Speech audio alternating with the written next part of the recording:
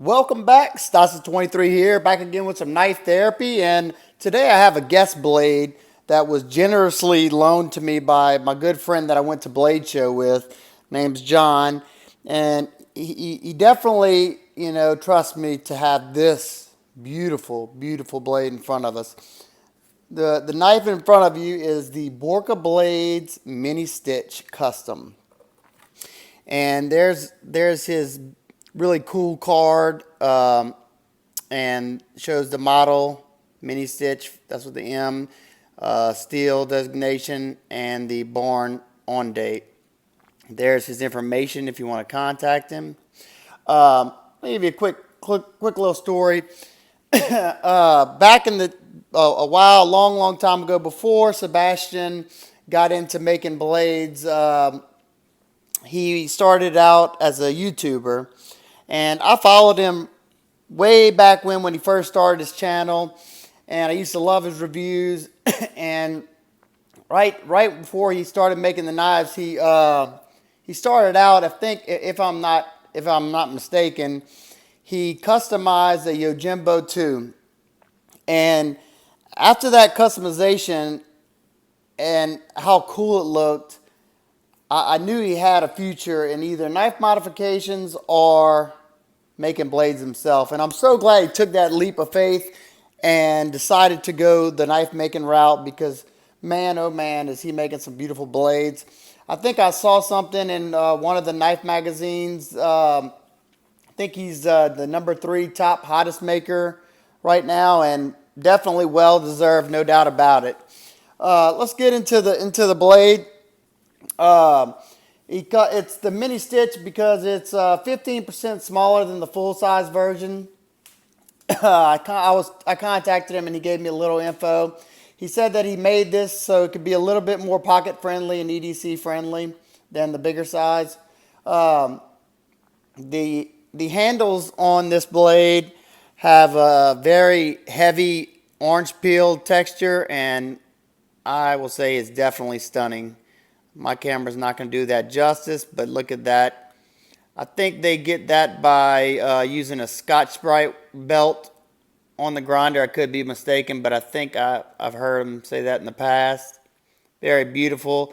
Also has a milled titanium pocket clip with the same texture on it. Let's see. He has the titanium pivot. It's a titanium pivot collar, as you can see, with the blue anodization on it. Titanium standoffs, also anodized blue.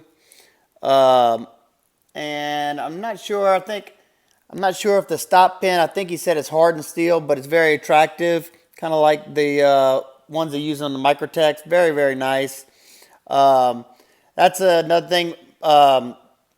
Sebastian is, I don't know if he works with or for, or I didn't really get to ask him that, but he does a lot of stuff with Anthony Marfione and Microtech, and couldn't be teamed up with a better, group of people. The McCoys, all of them. That's just a great family. I would love to be able to hang out with them for a day. Let's see. He said all the hardware on here is hardened stainless steel, including the pivot. Like I said, it has that nice milled pocket clip. Not deep carry, but let me get this blade closed up super sharp. Don't want to chop my fingers off. But as you can see, it sits in the pocket very well. I put it in the pocket, pulled it out. The retention's great on it.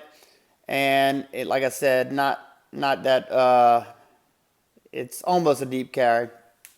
Let's see, what else did he tell me? And as you can see, the blade has his signature rock pattern on there. He's definitely known for that. Definitely beautiful. I know if I were ever to get the chance to own one of his masterpieces, I would definitely want that rock pattern, because that's something he's known for. It has his really cool maker's mark on that swedge with the satin grinds on it. Nice hollow grind swedge with a nice hollow grind bevel. Nice and thin behind the edge. I love the harpoon shape right there, and that choil locks that hand in perfect. I mean, the ergonomics on this knife are stellar and definitely warrants the price tag. I think the table price on these were like $1,900, and I know a lot of people freak out at that price tag, and it's not going to be for everybody, and it's not even for me. I can't afford that right now, but knowing all the hours and blood, sweat, and tears that are put into these blades, me just doing my small little modifications, I now know how much time and effort these makers put into these blades. So, like I said, it's not for everybody, but owning this is definitely, you definitely put a smile on your face. There's no ifs, ands, or buts about it. It's definitely well made.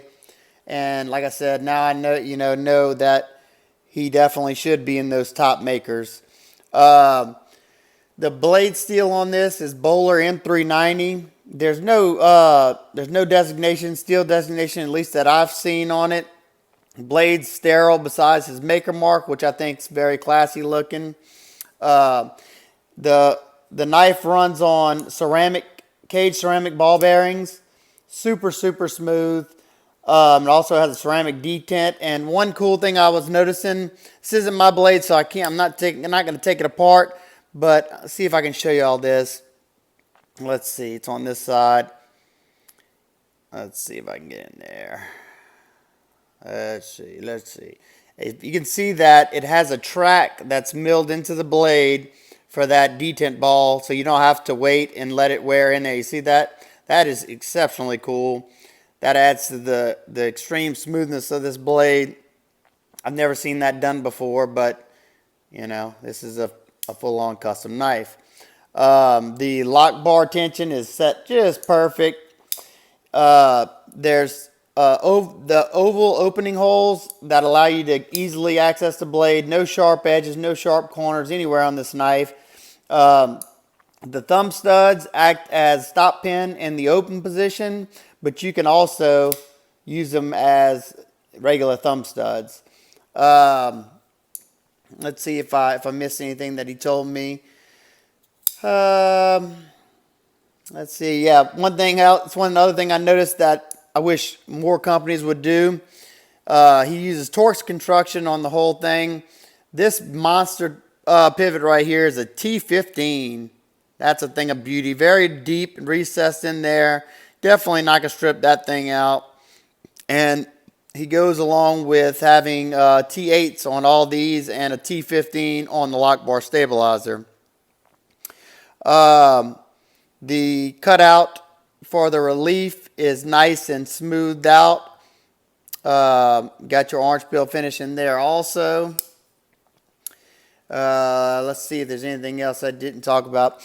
I'll give you one more look of this beauty up close. Like I said, my camera's not going to do it any justice, but definitely give you another once over. Like I said, I've seen the influence from the Yojimbo 2, and he put his own take, I guess, on that, and boy, it's so attractive. I'm not a real big fan of the Yojimbo 2. It's a nice knife, but it's not really my style. But this one, I can definitely go there. You can hold it back here. I wear a medium-sized glove, and I can get a full purchase on it right here, but the sweet spot is when you choked up in that choil area, right here on that thumb rest. Excellent. Like I said, the action on it, flawless action. When you spotty flicking it, it can be difficult at times because my finger wants to sit right here, and I don't want to throw this knife across the room. And as long as I keep my fingers back right there, you can easily do it. Sebastian flips it over like this and rockets it out, which I almost got it. Let's see if I can do it. I don't want to. Yeah, he rockets it out. So you got it in that reverse grip as a fighting grip, I'd say. But this is how it comes. It comes in this beautiful like Microtech pouch. It comes with I don't know if this came with it. He might have got that at Blade Show, but it comes with this cool metal coin. And it's got his logo, kind of like the Microtech does their little symbol. He has his on here. I think that's titanium. And it's got a nice little sleeping bag and bed for this beautiful blade to sit in. And my buddy was generous enough to loan me this one, and he also picked up another beautiful gem. That is this beauty right here. This is the SBK and M390 born on the same date as the Stitch. Let me just get you a close-up. Talk about beautiful. It's got that same rock pattern. Got his logo right there. It's got ray skin underneath the paracord wrap. Very tightly done. Feels decent in hand. I'm not really a big fan of the paracord wrap, but it sure does look beautiful. It's got a nice sharpening notch right there. Everything's comfortable on this blade. Nice beefy stock. I don't know if it's the same stock or not from the Stitch. They sure look like it. You can definitely put this thing to work. I'm guessing this is more of a fighting style Persian blade as well. Just beautiful work. Now this one, I can't remember what the exact price on this, but if this is something that attracts you, Microtech makes a production version of this, and it is a very, very nice blade. That's one that I'm thinking about picking up. Not sure yet. It's on my short list for sure. And also, I was going to wait because I have the Microtech production auto stitch in the full size coming to me pretty soon. Whenever I'm able to go pick that one up, maybe if I still have this, I'll do a comparison on side by side with it. The fixed blade comes with a nice Kydex sheath, good retention, and it has this little clip on here. So this has been Borka Blades Mini Stitch and SBK.